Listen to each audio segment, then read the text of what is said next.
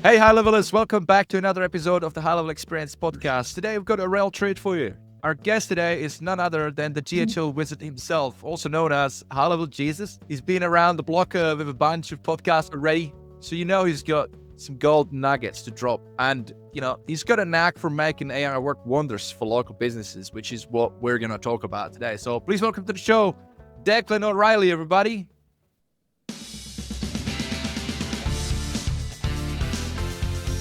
Vin, thank you so much for having me, man. I always love being on. Mate, welcome back to the show. It's been about a year. It's been great seeing you here last time, and it's great to have you back. Yeah, I added a bunch of awards since last time, so I got more coming. See. So You've been busy. I can see it. Yeah, right. That's impressive. So, I mean, the obvious is behind you, but what's been happening in your world since last time we talked? So since last time, I've actually I'm not sure how accurate this is, but I would say I've 5 to 6x'd everything. I mean, YouTube has grown. I have another one of these coming, the gold, and I'm pretty sure I won the SaaS or the platinum one, the bigger one. So I'm pretty much sure I got that. And then obviously the affiliate stuff is really kicking off, but I've really dove into AI and really, mastering, growing AI agencies. And in my community, we've had a massive, influx of wins recently with people being able to sell a lot of businesses on AI just because obviously the demand for it, but we've added a lot of these new AI snapshots, all this stuff that, too, with HighLevel. Their AI has gotten so much better since when they first started. So I'm pumped. I'm just excited to see where it goes. So it's definitely a big topic. It's a big trend, very, very big trend this year. What are you finding is working for the agencies when it comes to rolling out the AI? What offers are working? Can we unpack it? I mean, we got an hour. I mean, there's so much to unpack here, right? Yeah. Oh, yeah. So I would say first big thing is the use of AI agents and AI chatbots in reoccurring business models. That'd be the first big thing. Another big thing is smart websites, which is essentially just having AI chatbots and AI voice agents and some automations on a website. But what I'm starting to see, and when I did my interview with Sean Clark, I don't know if you saw it, we talked about this in depth, and he was saying it's the biggest opportunity as well. But the ability to go into a business that is already getting lots of calls or lots of messages and just to offer them the simple AI solution is possibly the easiest way to make recurring money. Because it's solving a problem they already have it. See, with ads, with websites, with all these things, social media management, we used to sell before, they may or may not need it. But with this, it's like they're taking calls almost for sure. I mean, now some people don't, but for the vast majority, they're answering email, they're answering text, like they're already doing it. And to be able to come in and say, hey, I can save you time, I can give you a better workflow, we can close more people, it's a no-brainer. And it's so much easier to offer a free trial. And I think that's one of the big reasons why I've had so many people sell so many businesses recently is because it's such an easy sell. There's not this weird convincing. It's like, hey, let me just give you a free trial of this. And then if it answers, one call, it pays for itself. And if they already have a lot of calls, it does all of that. So, I mean, that I would say is the first big thing. I don't know what it's been in your experience, but that's been the first real big one. Look, I mean, I tend to overcomplicate things on my end. That's for sure. So I go into the weeds of things. I'm not the best example, but I've been diving deep into it because like high level native, great, pros and cons. So I went to research, looking at other platforms. There are a lot of other vendors that have things that HighLevel doesn't have. Some of them are more mature on certain things. But I'm always keep getting back into like, those are great, but HighLevel's always, has this trend historically always catches up with stuff anyway. So it's like, well, do I want to build my whole infrastructure on a separate vendor where it's just like, and it requires you have to have a Twilio. I can't use LC phone and little things like that. I'm trying to keep it lean. But yeah, for me, I've been probably overanalyzing this whole process. So I haven't really properly kicked it off. Wait, what do you think about the upgrade, though, that they did with 11 Labs and Retail AI for the voice agent? It's definitely better. Yeah, I spoke to Michael Reamer. We had a lot of discussion over the last few months. just in message talking about it because he knows a lot about it, right? So he was giving me the scoop just before it was being rolled out. Now it's rolled out. It's definitely better.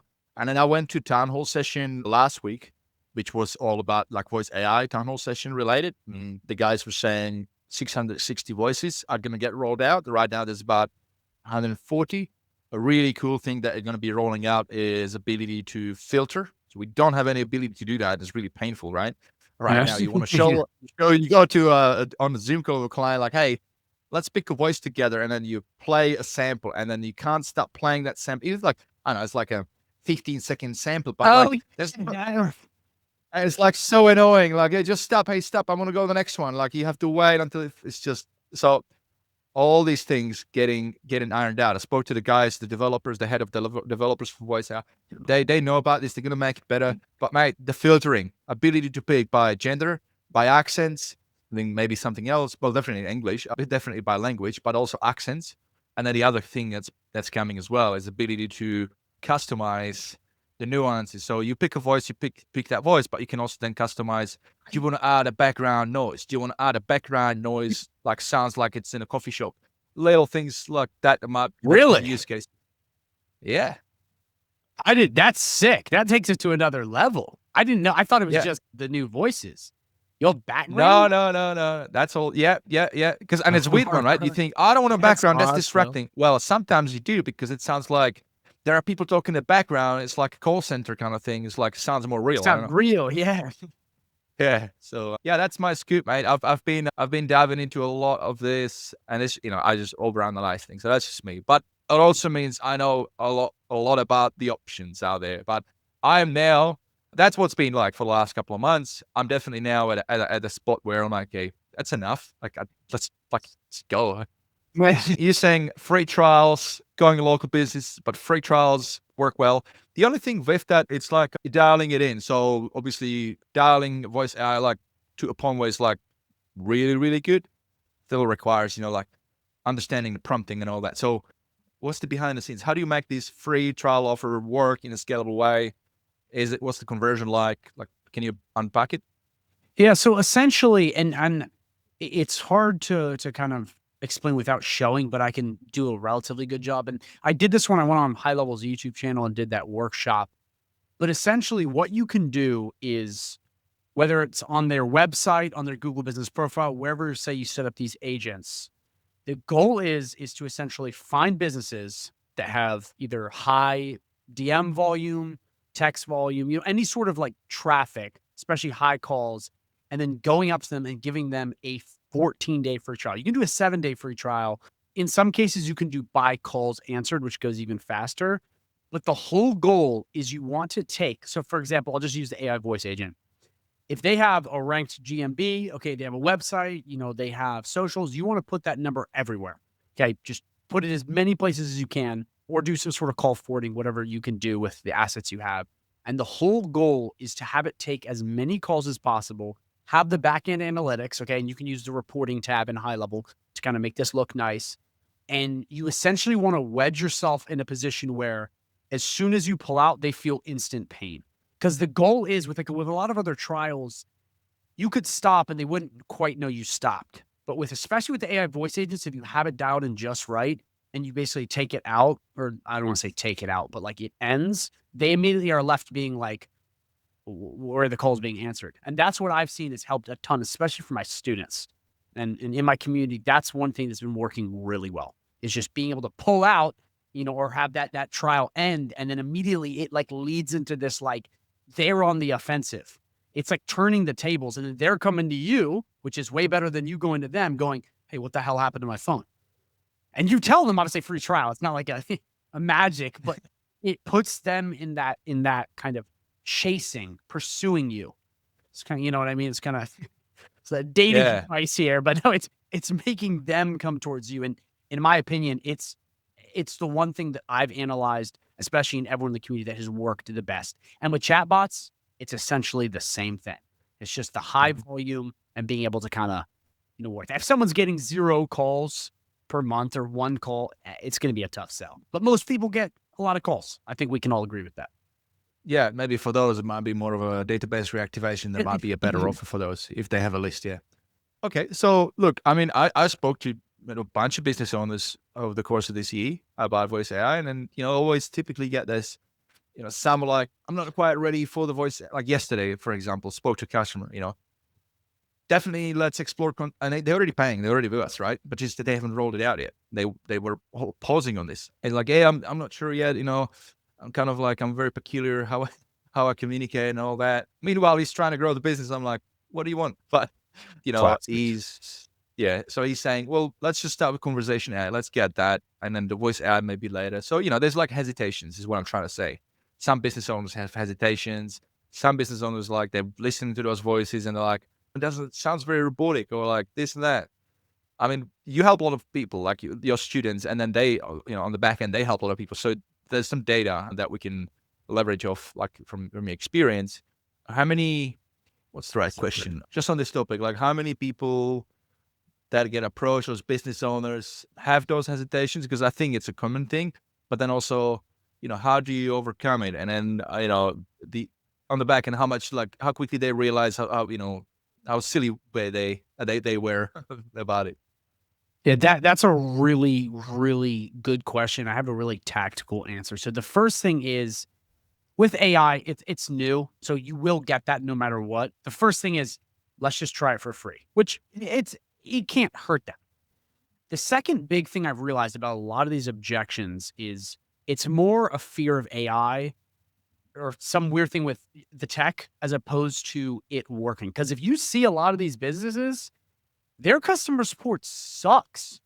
It's Mm-hmm. worse than the original AI voice agent HighLevel put out many months ago when it was very rudimentary. These people, a lot of them have attitudes. They can bear, and this isn't everyone. There's obviously people that do a good job, but I've noticed you call people, and it's like a crappy robot would be better at this point. And now that we have the upgrades with HighLevel, it's much better. So it's like I've gotten this objection a lot, and it's funny to see because yes, there are some businesses where they got that one person they hired that's just a superstar at picking up the phones. But the vast majority of people, they're getting paid a very little wage, and they're just doing it because they just don't want a job. So like Yeah. the performance is almost never the issue. It's a fear of something to do with tech, or they just think it's something that's too good to be true. And that's why I recommend the 7-day or 14-day free trial, or just go let it answer 4 of your calls or something where you can just get it dialed enough just to show them. Because if you can get it to just book an appointment or answer someone's question or redirect them or whatever your sales process looks like, that's money in their pocket. Like Mm-hmm. it's a very simple sell. And again, I've seen those objections, but I think for right now, and this may change, you almost for certain people just have to say, just try it. Because there's some people that are just like, no, AI, like, no, it's just not it, man. I don't want to try it. But they're Yeah. really hesitant.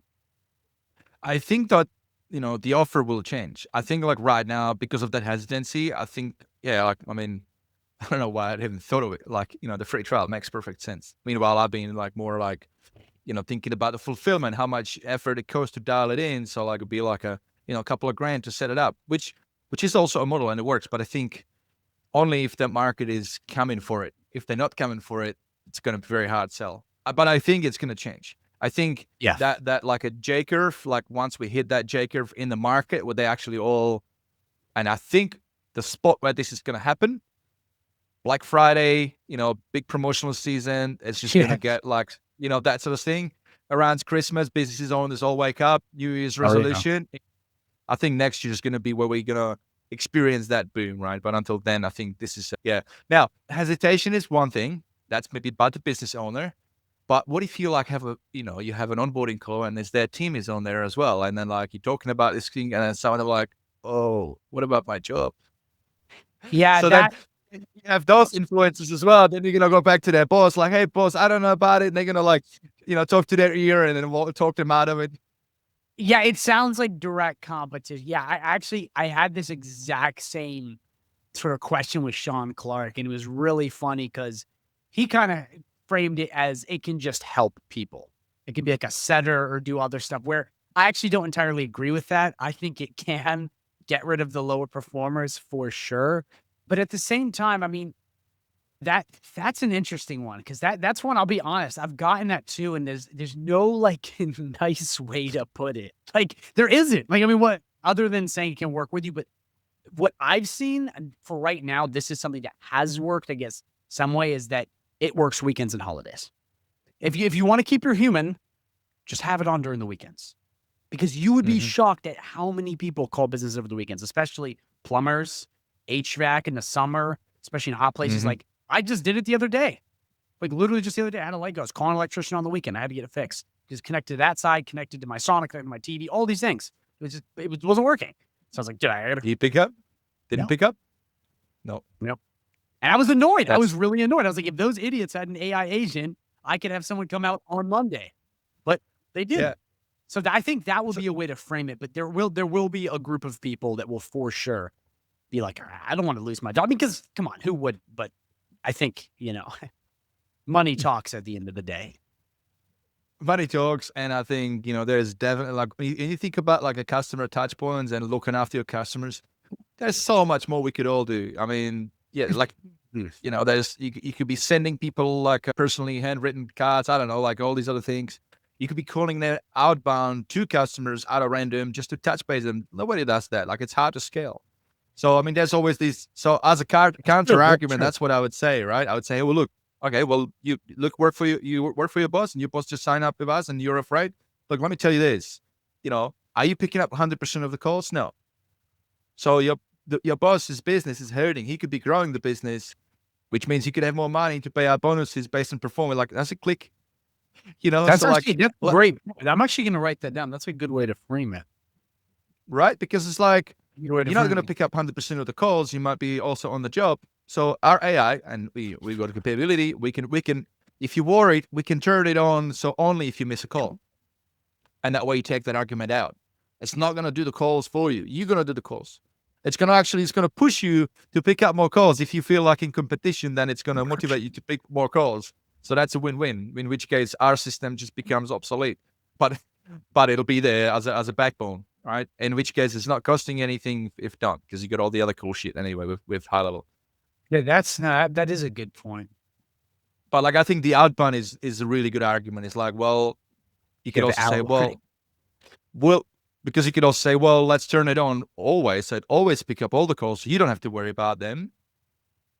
That gives you time to call the customers out, to surprise them with something, not saying just touching base. How's their life going? Like providing value. Now you're increasing retention. So now you're saving money on the inbound. So that's 100% always take care of. You're saving money. You're not losing a job. You're reallocating your focus to higher value activities. Wait, when, real quick, just quick question on the outbound. What's the deal with that? I'm hearing voice outbound. Yeah. Here, what's going on with it? HighLevel wants to do it right. It's a short answer. They talked about it on the town hall too. Yes, there are vendors already. They've been around since the beginning of the year, and some of them, I think towards the end of that last year when they went on the market, that have outbound. But there's like legality concerns, right? And HighLevel's being such a big company, they want to get it right. Not just for them, but for us, like, so that we all don't have to worry about, some potential risks and things like that. So they're just trying to get it right. There's going to be I can't remember what they said, but there's going to be like a bit of a process that'll help you stay within the boundaries of what's right and what's not right. They also understand that, as marketers, we tend to, fuck things up. Yeah. Try to make sure that we have the best practices. There's going to be some process to jump through a couple of hoops just to get approved. But yeah, I think it's going to be great for everybody. But it's coming, that's for sure. It's coming. Do you have an ETA, I guess, or? Mate, it's obvious what's happening in October. What they do every year. Hey, what do they do every year? You're gonna save it. I was on the town hall yesterday. Ryan Howard said it. Hey guys, we're gonna September is gonna be like a bit of a dark period. We're not gonna run any town halls because leading up to level up, we got a lot of work to do. Every year they do it. It slows down. Releases slow down. So that they've got a level ups on the level up day, which is the day, I think it's the third day of the level up summit. where they release all the things at once. So it's a big day of announcements, big day of releases. They always keep the cool shit. Like then they've been releasing a lot of cool stuff, but it's slowing down. That's how they do it every year. So that's when that's going to be released. I pretty much guarantee. I'm like 99% sure. But yeah, So that's like, everyone wants that so bad. Like everyone wants. well, how would you use it? I see. I always thought it was illegal. The FTC says outbound robocalling is illegal through AI in America. Mhm. I don't know how they're gonna frame it. I mean, obviously, it'd be cold calling and like all these things I would do, but Yeah, I'm so just that's one thing they said. You won't be able to do that. It's not going to be for cold calling. Definitely not. it'll be like for calling people back, Mate, sort of. if they allow that, like the whole market, like it would kill calls forever. Like Yeah, the amount of people would be like calling your phone, like how many times we yeah. so I one thing think yeah. Like one thing that spamming. one of the parameters they said something about like a delay. So like if it does an outbound call to a customer, it's not going to be allowed to do it again in like a matter of, there's going to be a delay, maybe 24-hour wait time before we can call out again. And that's because imagine you get a VA or whoever you sell, you set up a workflow for outbound and you stuff up the triggers. Now the system is calling that same person every 5 minutes. It's like that's no good. So Yeah, that people would are be gonna get pissed. terrible. I mean, I would get pissed if I'm getting if my call is ringing from all these companies all the time. Like this, that's not gonna be good. So that's what I'm saying. Like they're trying to get it right. Yeah, That's they don't good. want HighLevel to become a bunch of scammers. Yeah. But like robocalls aside, like I think the use case is for legit following up with customers and leads. Those are going to be the right use cases, and then doing it right is what I think. Yeah, that sounds about right. I guess cold calls is really the only.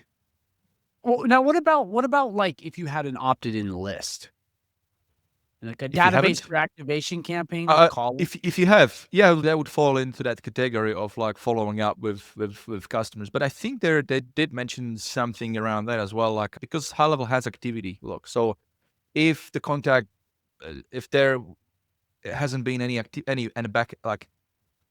back and forth communication to that contact, and if it's a certain time frame, it's like, well, that's now, because I mean that makes sense. It's almost considered now cold call again, because like if somebody was on your list, they got on your list 2 years ago, and maybe it was in the back of a lead form on a Facebook ad that they clicked on. A lot of people do these, and they don't. You call them, they come through Facebook, you call them like, oh, I didn't do it. Like they don't even remember it because it's like, I don't Yeah, know, maybe some people just click on too many shit. yeah. So that's a legit argument, isn't it?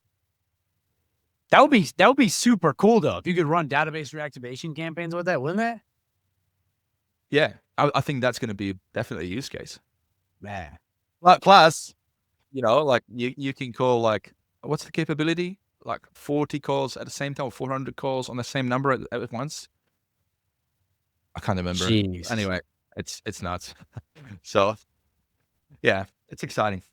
So how do you? So I know like you're helping others, and your model is the affiliate model, promoting HighLevel, but you also have your own business. Last time we talked about it. You also, by the way, shout out, congratulations. I think you won some local awards for like a barber The shop or hair something. salon, yeah, hair salon, What was that thing? Best of Purcellville. So it's a town, a precinct, or yeah, I think in Virginia. Well, it's a town, Purcellville, and we won Yeah. best of Purcellville. So the highest rated salon in that area. And there's actually, believe it or not, a lot of really highly rated salons around there. Like, and it's actually crazy because if you go on Google or ChatGPT and you look up richest counties in America, 3 on the top 10 list are all right in that area of Northern Virginia. So we get like the Right. cream of the crop of wealthy people coming in. So, and it's near Washington. So there's politicians always, there are wives of politicians in that area. So all those kind of people. That's cool. Yeah, congrats, mate. Yeah, Thank because I was whenever I see you like on videos, like with your bathrobe, like because that's like if you guys are not watching the video, like you'll jump on YouTube. Declan has got his bit of a branding thing over Yeah. the years hasn't really changed. I was watching the video of you and what's the name? Well, you were on the masterclass recently, and there was a question like how many bathrobes you have or something. You were saying like I've got like I've got golden one and red one and like I oh, got them all. Well, actually, the thing is I actually wear robes all the time. People think I just do this for videos. I'm in robes all the time, or I just don't have clothes on. So, well the question is when did it started and like how does this become a thing? so as a kid, it actually started as a kid. I just loved robes. I always would wear my robe all the time as a kid. I just liked it. I didn't like wearing clothes. It was easy to My put son on. calls it pajama day. Yeah, exactly. Yeah, it's like the ultimate clothes. You get out, you get it. Like it's so simple. You don't have to button anything, buckle anything. And then when I wanted to leave my 9 to 5 back at the beginning of 2020, when I started my sort of online journey after high school, I remember being like, when I go home and when I work, I'm just gonna wear a bathrobe while I work. It's kind of like a sign that I've quit the 9 to 5. I will never work that job again. And it was I kind like of that. at home, sort of like Superman's cape shit. And I was like, that's not me. Like I'm never gonna work a job again. And then it just became a thing. It just like I filmed a couple of videos and then people just recognized it and it became a thing. And now I wear robes where I do videos. But like guys, like he's not kidding. He's even going on the stage at a level up summits to pick up his awards in bathrobe. It's nuts. Oh So yeah. convenience, comfort, but convenience. So speaking of convenience, voice AI, massive convenience. How do you roll it out for businesses? Do you use native through high level or do you go through vendors? What's your go? So I've tried, I believe it's Vappy. What is it? Vappy? How do you say it? I had Copy. one of my Vappy VAs try it out. Good. I mean, it's the same thing with the chatbots. There's better things out there. There is. Like I think Hmm. the Closebot, Zappy Chat, they're better. But here's the problem: when you use, and you alluded to this earlier, Viv, but when you use these sort of one-off specialized tools, you always have to get out the duct tape. And then Zapier gets involved. And then for me, for a local business, it's too much, especially for beginners. It's too many things going on and it's too hard. If you have the AI chatbot or the AI voice agent, okay, that can basically, because it's connected to the CRM of HighLevel, take care of all their problems. It's all native, it's all there. Whereas with other stuff, you have to connect everything. And that can be great if you're working with a big business that needs specialized stuff. But the vast majority of people are not serving these massive businesses. There's way more smaller businesses than big businesses. So for me, it's like, have it just first go in as basic customer support and sales. Even for stuff Yeah. like with salons, it can just answer the phone, let people know about stuff. You can have the automation, you'll send a text or have a book an appointment. Simple as that. Nothing crazy. It doesn't have to do people trying to do complex coaching, selling with it, nothing like that. But it'll solve those kind of problems very well. And especially being connected to CRM. I mean, that's a big plus. But there's been all these updates. So it's Yeah. gotten way better. So now I'm kind of at the phase where it's like, and this would be actually a good question for you, but like, is it even like how would you compare it now that it's getting beefed up? Because I think it's gotten so much better. Same with the chatbot. I use the chatbot for a lot of different things, even on my YouTube channel. In the answers and the time we've had to spend tweaking it has gone down so much in the last couple of months. Like it's amazing. I can literally, and actually, I would love to sometimes send you the chart of the hours saved and like the actual statistics we have in the HighLevel backend for that sub account. It's been crazy. Went from us Mm. constantly tweaking with it, constantly doing bad things, to after a couple months just perfect. I mean, it's How do you almost and flawless. Yeah. Well, to your first point, like the question about the voice AI, like using natively or using third party, I think I'm with you on that. I think the big one is depends on the market, right? If you're going after small local businesses, first of all, they don't really have huge budgets anyway, so you can't really charge them Yeah. €5 or anything like that for some really complicated setup, and they don't need it.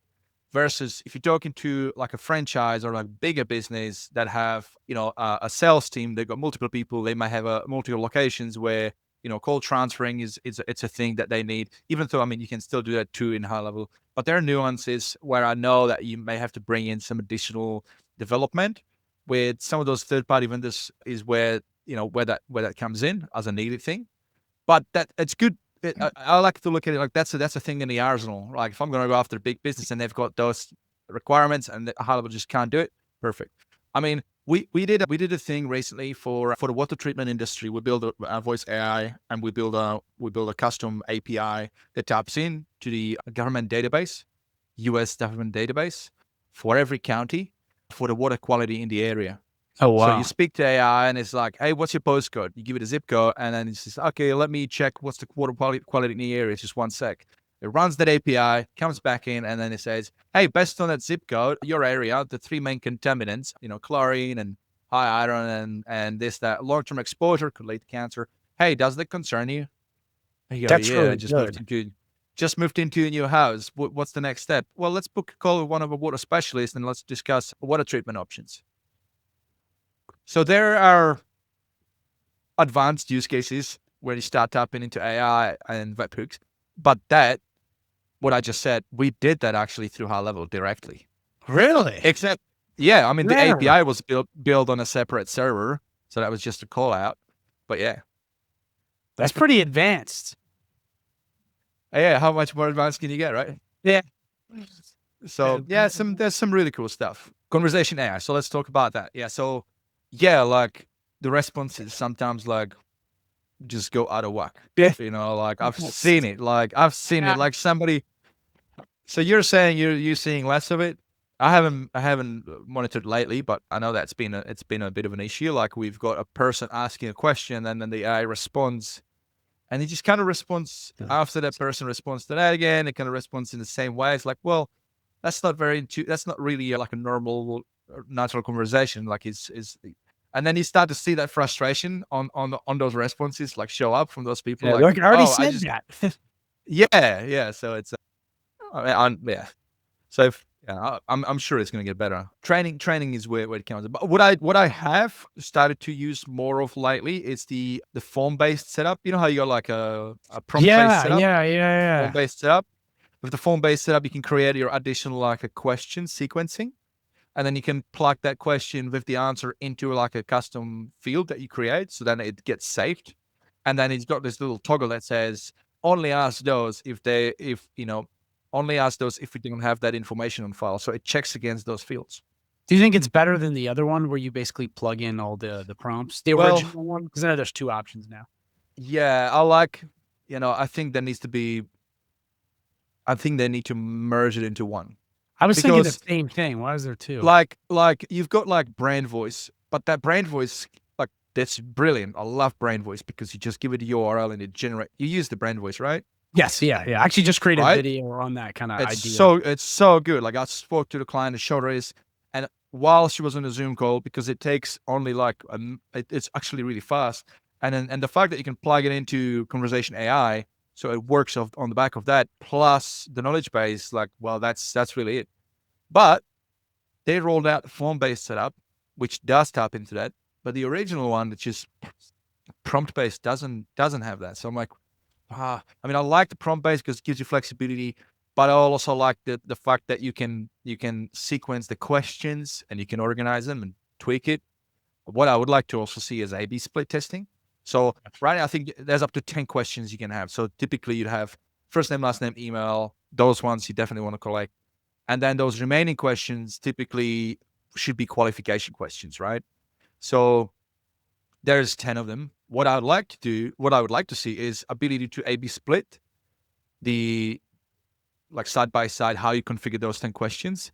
It could be that this one's got like the B version has got maybe some different questions, or it's just simply it's just the order of what questions are asked when, and then seeing, Probably improve results. it a lot faster and train it faster too. Yeah, that'd be Cool. Yeah, they should do something like that. I thought the follow-up and the actions you can add, they added that a little bit ago where you can now have the bot follow up. That's been amazing for me. I mean, I had automation doing that before. That was the best thing they ever did because it was so annoying. It would just stop. But like with a lot of conversations, especially when people come in, people just forget. Kind of like you said earlier with Facebook ads, people just fill out shit and forget. With being able to follow up and then have multiple follow-ups and letting AI do the follow-up too, game changer. Game changer. So I haven't assessed that much yet. So that's the auto follow-up feature. So how do you configure it, and what's your experience with it? It's actually super easy. So on the actions on what is the other chatbot? The one I know the form-based one. What's the other one called where you actually put in the prompts, the more in-depth one? Yeah, I don't know what's the exact The more in-depth terminology. one. Let's have a look here. But yeah, keep talking, right? I'll try and look it up. Basically, when you go into the actions, you can create an action that's follow-up, but it's super easy to do. You just click the cadence. So what time do you want? 5 minute, 10 minute, 15 minute. And then you either let AI answer or you can create a message. But I just leave AI checked on, and you can just do duplicate, duplicate, duplicate, or just, I think it's extra follow-up. And you can have like up to 5 follow-ups stacked in, let's say, like a couple hours. And here's the cool part. For stuff like WhatsApp, even Facebook, Instagram is different, but there is like a window of follow-up as if you're using Pages, and which is you can't put a profile into HighLevel. So you have to maximize that time. You can't wait days, weeks to follow up. Now, some channels you can, like Instagram, but I find it really advantageous for stuff like Facebook to immediately just be blitzing before you, and I mean, I know that's kind of a rough term, but like to follow up as many times before that window closes, because it greatly increases your odds of closing people or whatever your goal of the campaign. And HighLevel really took that and made it so easy. I mean, HighLevel does a lot of good stuff. Some stuff is, questionable, but that was like, I was so happy when they added that, and it was so simple. Like, I mean, you'll see it. You just click add, and you're done, and it works well if your chatbot works well. Yeah. I've seen it. I haven't really dabbled into it too much, but what I'm curious is the result. So you're saying it's actually helping a lot. You haven't come across some weird, occasions where it's actually was to a detriment. Yeah, no. So you're saying the chatbot in general? No, the follow-up, the auto follow-up. So is it pretty solid? In my experience, I haven't had any problems with it. Now, I have had problems with the chatbot in general answering questions, but I've kind of got that ironed out. For the follow-up, for me, has worked well. I mean, Nice. I have not reported any issues with it. It's good. Like, what do you use? Mostly booking calls, booking appointments. Yeah, so I have multiple. So there's stuff for hair salons where we book appointments, but for my support on my YouTube channel, I have some stuff where people can ask questions. I have VAs helping out too, but what it really does is it helps people get the forms if they upgraded and they didn't come through. It basically helps them get into my channel faster and easier and in my private community. It just helps them. But that's a really complicated setup, whereas booking an appointment with a hair salon is relatively simple. But I was able to get it dialed into the point where it's working smooth for a complicated setup where there's relationship numbers and forms and all this crap, and it works well. Like that's the thing is like I really believe in the Go HighLevel AI chatbot now, because I was able to give it something much more complicated, and it has adapted and actually worked. So I was like, they've definitely upgraded something on the back end. Same with the community aspect. There's some sort of upgrade they did that is not visible that has made it way better. I don't know what it is. Yeah. Now they changed the infrastructure. Yeah, that's I can't remember which one, but yeah, Michael Reamer would know all about it. Yes. Shout out to Michael Reamer. He gives a lot of value to the community as well, guys. Just check him out. Okay, so look. Oh, by the way, I found it. So the terminology is when you go to conversation, you go AI agents, conversation AI, and you go that little button that says create bot. It's the first one's called create prompt based bot, which is the original, and then guided form setup is the new one. Okay. Prompt based. Okay, yeah, well, that's pretty simple. Yeah, I get that. So well, here's the thing, right? Voice AI, we just talked about it. Conversation AI, we just talked about it. What I'd like to see is like a unity between those two features, that it's gonna like handover, takeover, like smooth. So you spoke to somebody, so you call in the business, AI picks up, talks to you, and then you get followed up through an SMS, but the chat, like through the chatbot, follow up, and it has a context of that conversation. So it's just a continuation of that conversation. That's what I'd like to see. Almost like a sentient agent. Yes. Yeah, that would be sick. Because right now you have to use automations and kind of And I've looked at the automations, and that's one area like I don't think I'm very strong at with when it comes to the AI, the chatbot actions that you have to configure in automations, because it's like I look at that and I'm like, well, we already have a conversation AI as well. You have to be really careful so you don't create overlaps. There's a lot in there. So it's an interesting one. I mean, are you using that a lot through automations, like configuring? I did initially before, like especially with the follow-ups, the AI chatbot, and certain stuff with booking with the AI voice agent. But I've noticed that's where it's pretty weak. Like I'll be like, when someone says, here's my phone number or here's my email, like very clear clauses, and it won't go through at times. So what I've been doing, I wish I could. I want to see what it's called. I've been honestly just configuring a lot of stuff with like passing off bots. Now with the AI agent, I'm just seeing if I can. Okay, it's not called. Yeah, with the AI agents, that's something I've been waiting for, is almost like a way that the chatbot and the AI agent, just like you said, can almost be married together and work simultaneously, as opposed to having to like connect them. Because I've seen problems with that. Like it's been a little tricky. So I've kind of like, I like won't even have like send a text or anything. I'll just have it be like completely on. Yeah, yeah. Right now. Like right now, the way we do this is like we create a couple of custom fields so that when voice AI call is done, it saves a full call transcript, but it also generates a call summary. And then we also have a field called history of all the call summaries, and it just appends it. So you got one field that holds the information about all the past call summaries. We inject all that into the prompt for voice AI, so it's always got that, so it can always reference that. So it's never gonna That's ask you about smart. those things. So it's got a context. But that's for voice AI, right? It doesn't come across into chatbot unless, of course, we bake it into the prompt. But like, yeah, that's what is that going with? Oh, yes. I think like the big one is the CRM data, like leveraging the data and analyzing the data by AI so it can proactively, almost like a dashboard. That would be really cool. A dashboard that you look at when you log in and it just tells you, hey, just while you were sleeping, I just, as part of my daily, I checked your database, I checked your data. Hey, I think these particular contacts are prime. Like Yeah.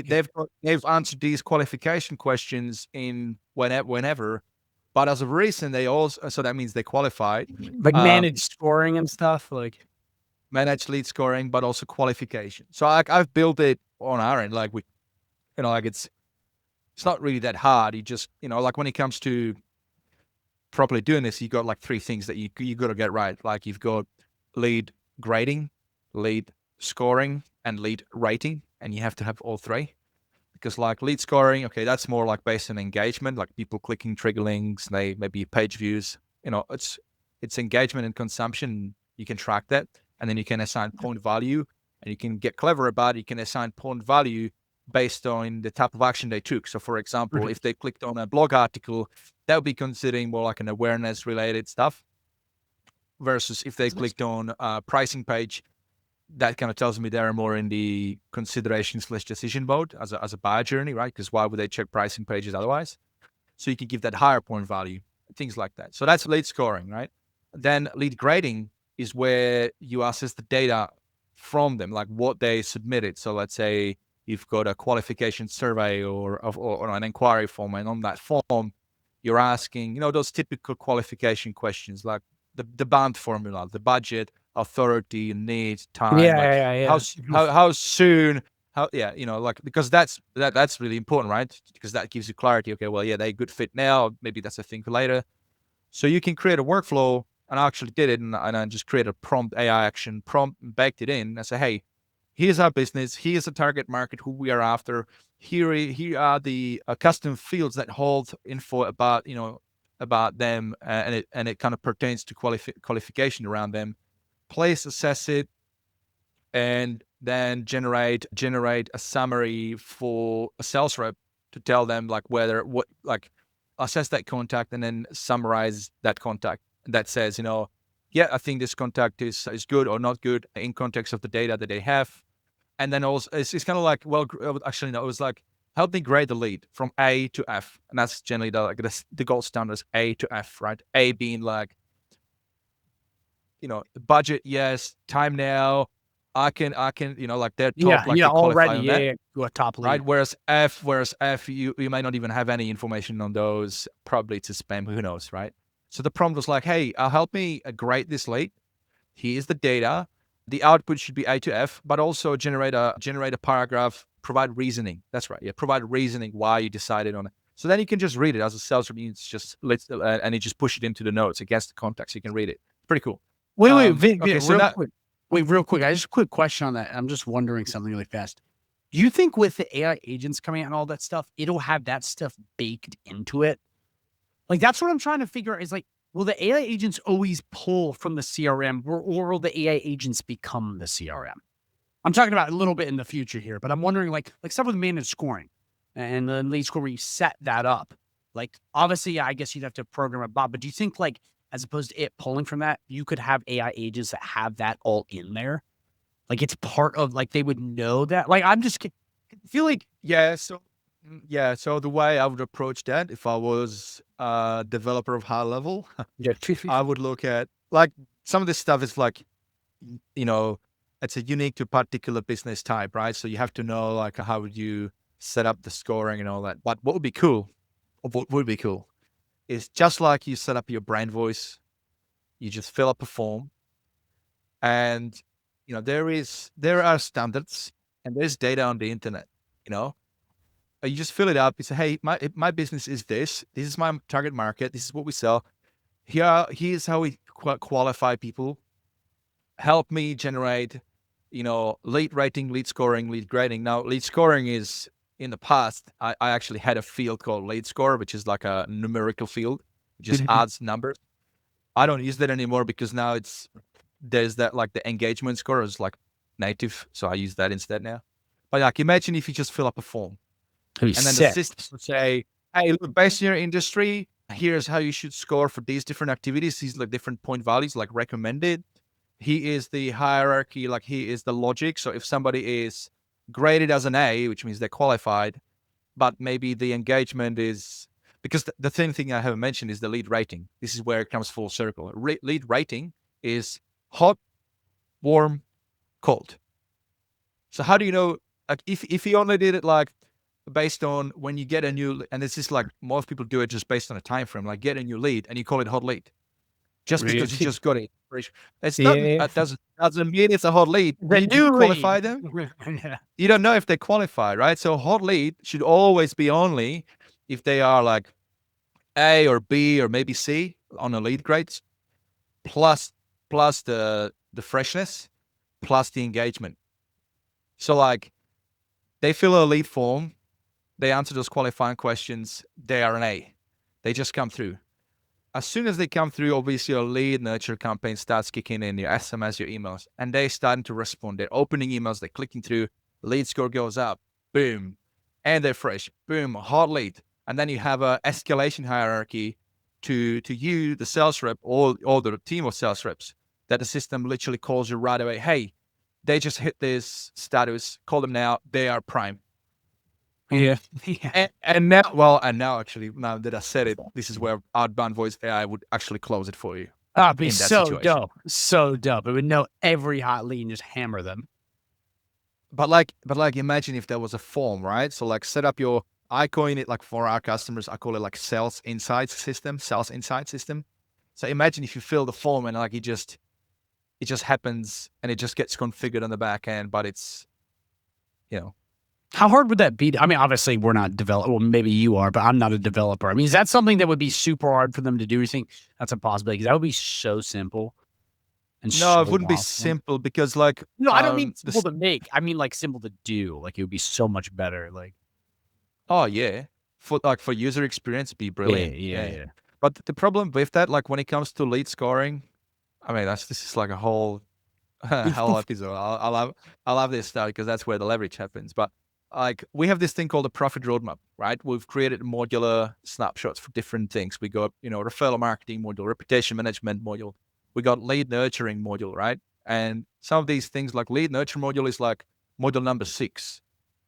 And it's for a reason because like a lot of businesses don't have any content. And in order to put together a lead nurture campaign, which is typically like a first 14-day lead nurture campaign, and then they don't convert. So then you put them into like 12 or 24 months campaign, like once a fortnight, something to stay top of mind. Well, in order to put that campaign like that together, the business has to have articles on the website, videos on YouTube. Like you got to send them to something, right? Because that's what you do with staying top of mind. You're not just going to be sending out, hey, buy this shit, hey, buy this. Like they're going to cancel out pretty quickly. So people don't always buy right away, but they might buy later. But the only way they buy later and they think about you is by you staying top of mind with them. And They the only way to follow do up. that is by providing consistent value. Case in point, I mean, Alex Hormozy, I mean, he just killed it. I mean, what a masterclass, right? But he very calculated, like 3 or 4 years back, book, value, nothing to buy, staying top of mind, whack. Right. So with the businesses, we say, look, if you want to, a lot of businesses leave a lot of money on the table by not having a long lead nurture. They always get more leads, get more leads. They're always in that cycle, get more leads. They get a new lead. They might follow up intensively in the first few weeks, and then nothing happens. They don't buy, and then they forget about them. They might send them occasionally a newsletter, or more commonly just like a once a year Black Friday offer. It's like that's not really the way you do it. You gotta, because people are that's only going to work for people who are in the decision stage. But Yeah. your people on the list, it varies. Like some are in the awareness mode. They just need to consume more educational content. Maybe they're in consideration. So you just need to have that. But in order to build, in order to put that in, you have to first get the business owner to start creating content. So that's why at the beginning, when somebody signs up with us, we introduce them to this thing called content rhythm. And we just say, look, you need a blog. You should have blogs so you can point people to it. Blog articles are amazing because blog articles can help you sell your core offer. A social media is awesome because you can post short form content and you can use that to sell them on to go and watch a YouTube video, which is a longer form, or go watch an article. Once they get to the article, now they get exposed to the other cool thing. So it's like a flywheel, right? So we say like, you have to have it. And then they all go, oh, I don't have time for that. And that's what we say. Well, that's where content rhythm comes in, is you don't have to think about all this. You will have it eventually, but how do you eat an elephant? One bite at a time. What we recommend is to customer, just do one short video a week, one short post a week. Middle of the month, just publish one article on blog. Comes end of the month, we have a nice newsletter template where you actually plug in all this content that you've released over the last 4 weeks, plus a little intro, something timely, maybe shout out to customer success story, and then you're done. Does that sound overwhelming? Yeah, that's probably more manageable. Well, let's make it even easier, right?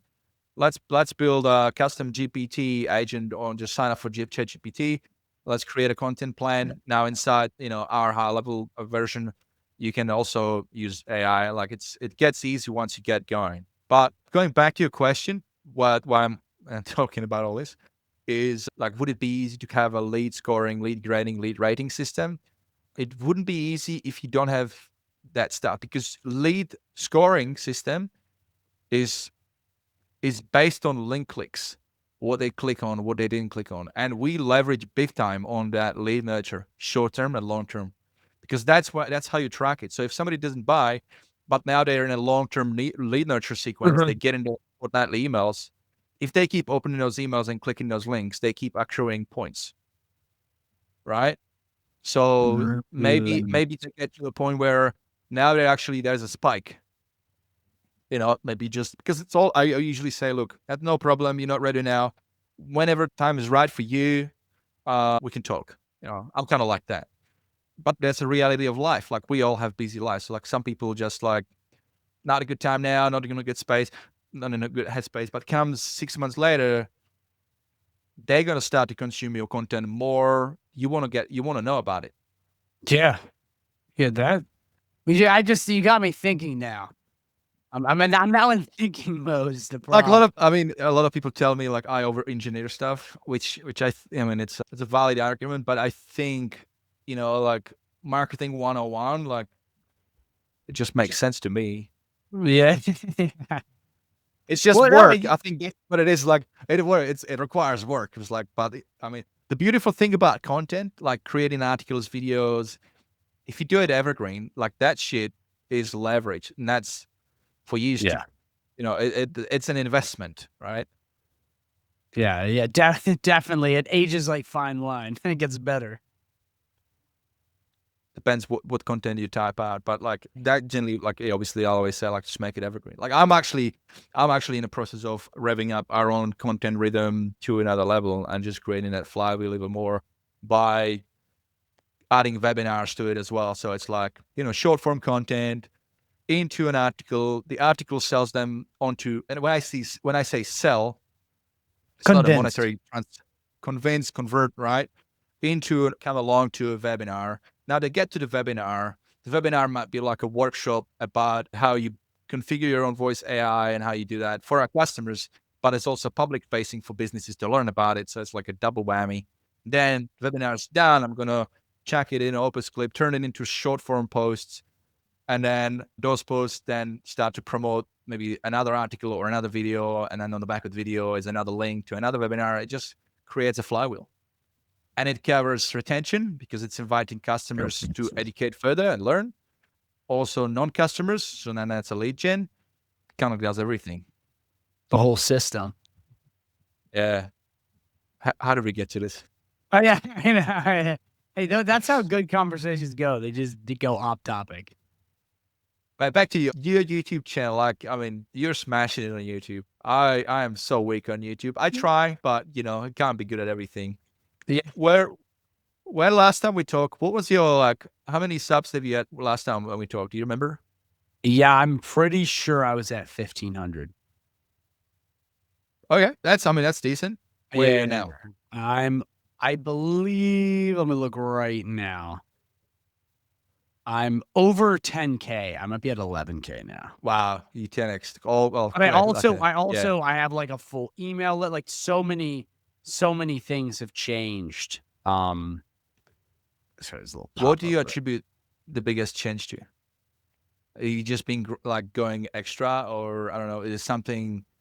My content is just so straightforward, and I got great lead magnets. I mean, that's it. I really I consume a lot of Alex Hormozy. Like I'm like an apostle of his. Like I actually don't watch any other online personalities other than him. Like I just really have kind of like taken the Alex right, Hormozy and I think Kool-Aid, I think put it in my veins.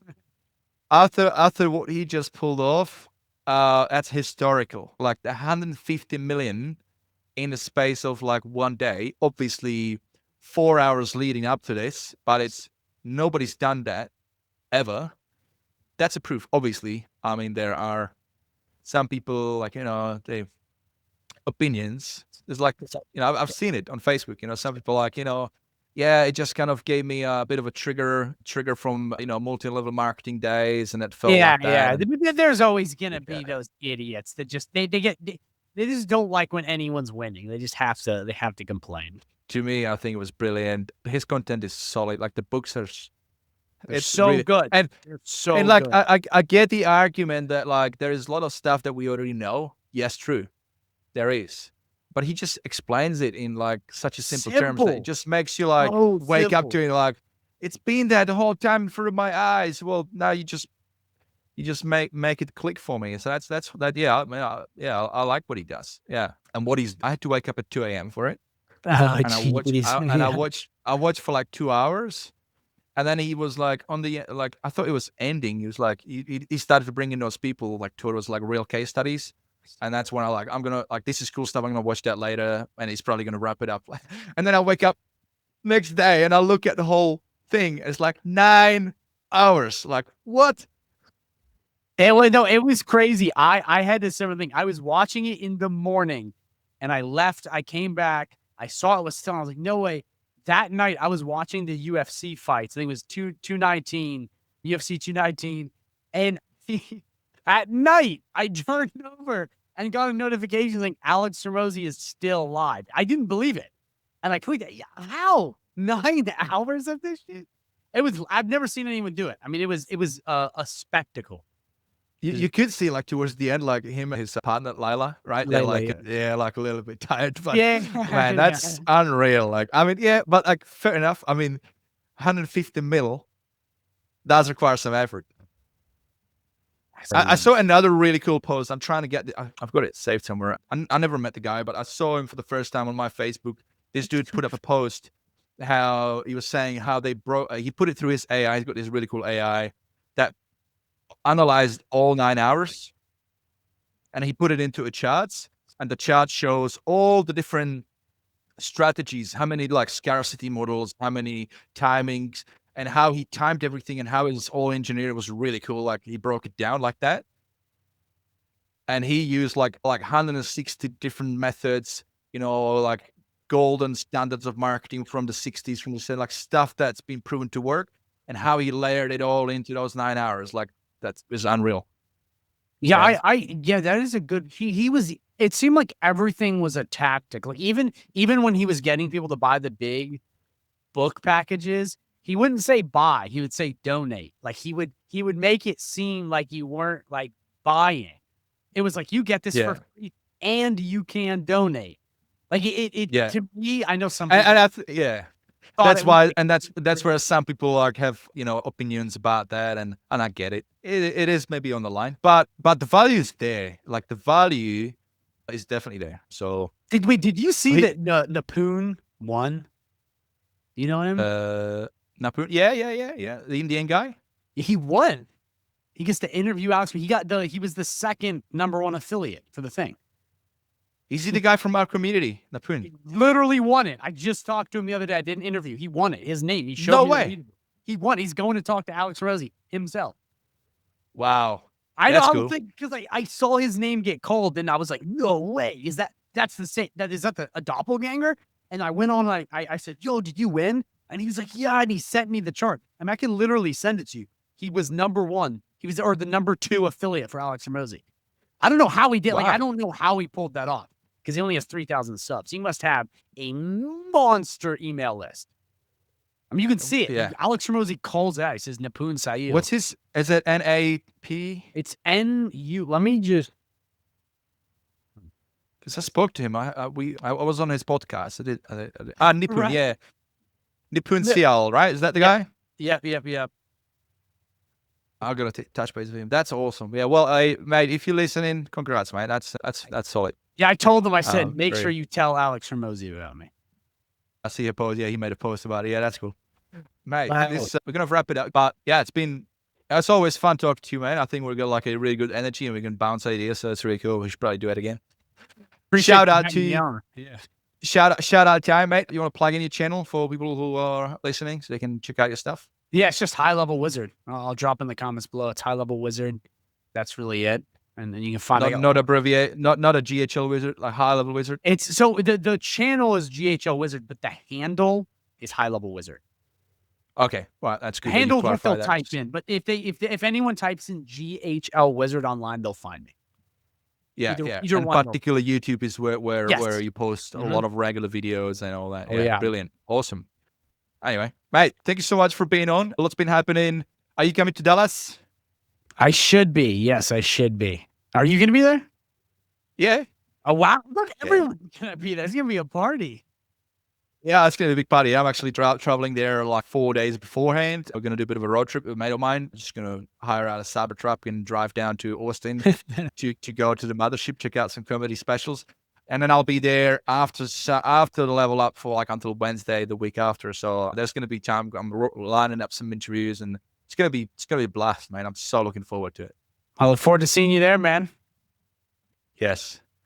Mate, just before we wrap up as well, I just want to think I just started to do a little bit more, just giving a bit of a space for a minute, an opportunity for you to leave a message to the listeners.